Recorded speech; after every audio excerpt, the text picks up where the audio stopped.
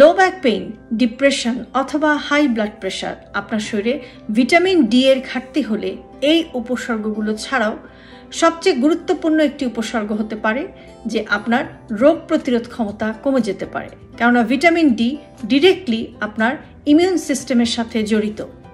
এটি আপনার টি সেলকে বিল্ড করে এবং আপনার শরীরে রোগ প্রতিরোধ ক্ষমতা বাড়ায়।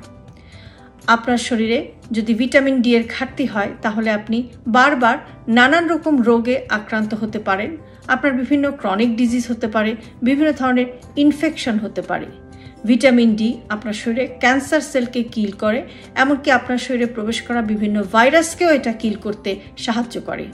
কাজেই আপনার রোগ প্রতিরোধ ক্ষমতাটি ভালো রাখার জন্য অবশ্যই আপনার বডিতে আপনার ভিটামিন ডি এর মাত্রাটি সঠিক রাখতে হবে এবং সে কারণে আপনাকে আপনার চিকিৎসকের সাথে পরামর্শ করে পরীক্ষা নিরীক্ষার মাধ্যমে জেনে নিতে হবে যে আপনার শরীরে ভিটামিন ডি এর কোনো ঘাটতি আছে কিনা।